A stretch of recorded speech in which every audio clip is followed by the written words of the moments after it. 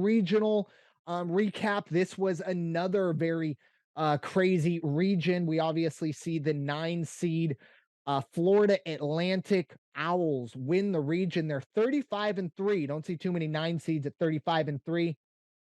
They will be trying to hopefully get their 36th and 37th win of the year.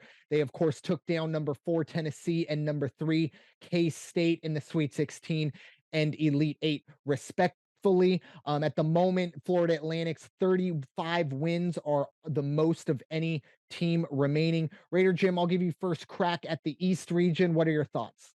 Yeah, Florida Atlantic started out being one of the first people to shoot a hole into my bracket, which I had named last week, Sonny Corleone. And when they took out Memphis, who I thought was going to at least make it to the Sweet 16. But here's another round, the East Conference. Number 2 Marquette doesn't even get out of the Sweet 16 or out of the round of 32. Purdue doesn't get out of the round 1. Right there, that really kind of started telling the tale of what we'd be watching for this entire tournament. Now we're down to Florida Atlantic. They had a great game against Kansas State. And here I go. I'm going to climb on my soapbox because I sent both of you guys a text on Saturday as I was watching that game. Kansas State should have won the game. Kansas State did not win. I don't care if he had 40 points. I don't care if he had 50 points or 60 points. I don't care how many assists he had. This Marquise Noel kid is believing too much of his press. If his head wasn't as big as it is, he might have been able to make some crucial plays and thought better with some of his passes at the end of the game. Very selfish play, I thought. I get it. Again, he made the lion's share of their points. But this to look in the stands, I've got tired of hearing, and the other day he actually yelled at Isaiah Thomas or whoever it was he yelled at. And I don't need to hear his brother mic'd up in the stands either. Okay? So I think K-State didn't do themselves any favors by shining this big spotlight on this kid because to me, it became he was the team playing in the Sweet 16, the Elite 8. It wasn't Kansas State. It was him and 4 other guys. That's how I saw it. Now, I only caught the second half of the game. But anyway, but Florida Atlantic, let's move on to bigger and brighter and more positive things. What a fantastic team. The only thing that's interesting of note, the coach, Dusty May, has said that along with the pressure of playing in the tournament, these high caliber teams, etc., these players are being distracted by outside third parties who are trying to make recruiting attempts on his players. He's very clear to say, I'm not saying coaches are doing it. I'm not going to say at this point what schools are doing it, but they are being approached, and that is a bigger distraction than anything. And he's a stand-up guy in my book. This isn't a guy that's going to make anything up. He doesn't need to make up excuses. He's gotten this team that shouldn't be where they are, but he got them there, and they could very well advance. And if anybody thinks that this is just a bunch of malarkey, think back just 1 year. The Cinderella team, the St. Peter's Peacocks that we all fell in love with, people out buying peacock hats and peacock t-shirts and peacock rosary beads, for gosh sakes. What a great deep run they had. You know what? This year they were 14-18. They finished 6th. You know why? After they got out of the tournament, several of their kids hit the transfer portal, and the same thing had surfaced about that team last year. Yeah, it's a bit of a double-edged sword, the NILs, the transfer portal, things like that. Exactly. It's turning in. I think I saw something, I don't remember the name of the anal or the insider, and I'll put up air quotes for everyone listening. But essentially saying Zach Edey has entered the transfer portal, and Zach Edey literally retweeted it saying, "My sources say this is false." But it is the era that we're in now, and it's that the coaches aren't doing it, but at the same time, you have entities that I'm sure have not been told no.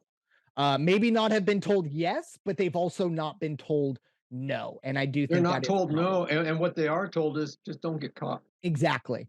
That's what they're And told. And if you think back to if you've seen the 30 for 30 about the Pony Excess about the oh, SMU team with Eric Dickerson and how Dickerson had committed somewhere else, and all of a sudden he gave it to a reporter, and the reporter went with the story, and then the next day it was no, he's going to go to SMU.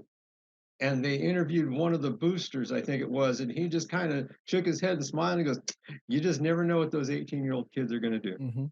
Mhm. Yeah. And a lot of distractions going on, obviously, for Florida Atlantic. They're going to have to deal with that. And then, of course, a very good San Diego State team. And whoever, if they do get past state, then whoever is waiting on the other side for them. So it'll be very interesting. But, Coach, what are your thoughts on the East Regional? Yeah, kind of like the toss up. I think we mentioned FAU one time throughout the season, and it was against I think it was against UAB, and I was watching and I was like, both teams are like 19-0 or 18-1, and it was an amazing game and they made an amazing run. It's unfortunate that there is those distractions coming about Coach May's team. Um, but let's not to say that's I'm sure he's getting the rightful attention himself from some of these blue blood programs, and as we look forward to the rest of the show where we talk about our coaching carousel recap. These kind of runs is what got um, Enfield over at USC the job. This run is what got Shaheem Holloway back to Seton Hall, and those kids transfer from St. Francis to Seton Hall last season. So these are those kind of runs, and I'm sure he's getting a level of interest, and his kids got to be distracted about that as well. But it's just an ugly side of this game. But what a great run they've made, and they're a real deal. I mean, they are the real deal. And if San Diego State doesn't find a way to make FAU play San Diego State style basketball, it's going to be a long game and it's going to be a scary game. I think they're kind of relating this game to the game that we lost against Florida Gulf Coast a couple Oh, years back, right? Gulf It's City. just that another Florida team, a team that's making a run in a tournament, and for them, they made it to the Final Four, and you know, San Diego State had nothing to lose. I don't want to touch on them much more, but they had nothing to lose coming out of the South. They weren't expected to. Who's the other team that doesn't have anything to lose besides this team here?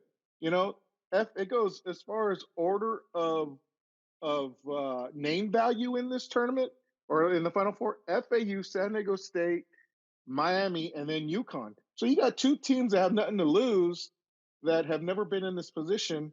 Um, I'm hoping it neutralizes each other as far as nerves go, but it's going to be an exciting game. And again, if San Diego State doesn't find a way for FAU to play their style, it's going to be a long night. And but what a great run! What a great coach! He's put in the time. He's worked his way up to the system. He's got himself a head coaching job. I think this is his fifth season there, and now look at them. Now look at them. Yeah, the transfer portal has changed a lot of programs, and I saw a post earlier as far as what the University of Miami transfers have been paid via the NIL versus what San Diego State's transfers and current student body is being paid as far as the NIL. There's just some, imbalances in the entire thing, and these Final Four teams have survived that throughout a season. And I'm looking for a good weekend. Without those kind of things coming into play, it's unfortunate it's already started. I'm sure it started. I'm sure it's already started across the nation. I saw Caleb Love, who had a great run in the last year's tournament for North Carolina, enter the transfer portal. So there's just going to be a lot of change, and I think that's something that we as fans, we them as coaches, either you're in and can adapt to it, or you can't and you retire, like we've seen most recently.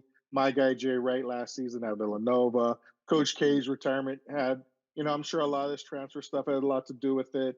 Uh, some of the older guard of coaches that just say, this whole part of the game is not for me and whatnot. Jim Boeheim this season, I think he pretty much said, look at the team, University of Miami and Wake Forest bought midway through this season getting beat up in the ACC. So it's just one of those things that if you're a coach nowadays, it's something that you got to adapt and learn to sway it your way, or retire and maybe drop down a level, go D2, go D3, go NAIA, and say, because you do it for the love of the game, you do it for the love of the kids, and you're a really strong coach and you could win at any level. You better adapt or get eaten up. So get with it. But Final Four, can't wait. Can't wait. Yeah, it's gonna be a heck of a game, obviously, with these two going at it. Two very different teams, but also similar in kind of the way they go, or the way they've gotten here, and maybe the unexpected matchup. I don't think there would have been too many people that had Florida Atlantic and San Diego State meeting, but that's where we are. So we Hey, are going to take